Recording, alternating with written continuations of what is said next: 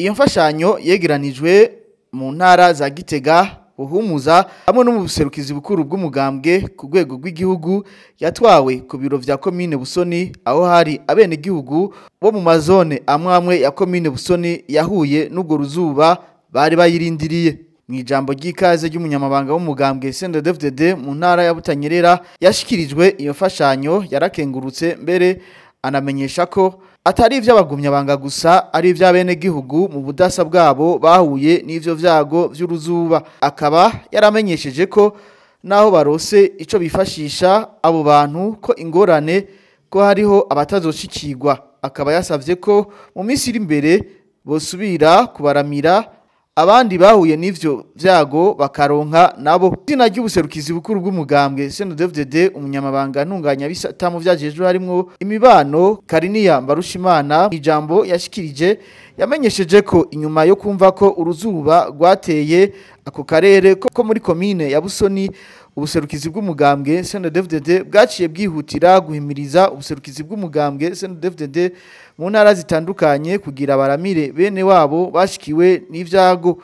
Akamenyesha rero yuko ubwo butumwa bwitabiriwe ku rugero rushimishije, acabonerwaho mbere guhumuriza n'abatazuba bashikiriwe ko vuba nabo bazoroswa ako gafashanyo kuko hariho n'ibindi biriko vyegeranywa mu zindi ntara.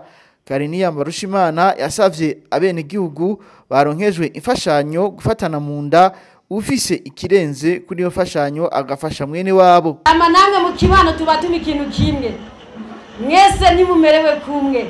Hari uwo bafise mu mwaba aho yoba yarateye imboga amashu birengarenga canke iki canke avomerera akoresheje amazi yo mu mwonga, ashobora kuba afise uruyuzi ruko ruraranda. Twazanye ibiribwa bikeneye yuko habamwo imboga, muhanahane imboga bavukanye. Ntuze kureka ngo aze kurya ubugari bwonyene bw'ibigori abukozi yagatashize kutubuga kandi nawe uzifise. Muri gwa rukundo dufashanye namwe ari byo mwofasha n'abandi.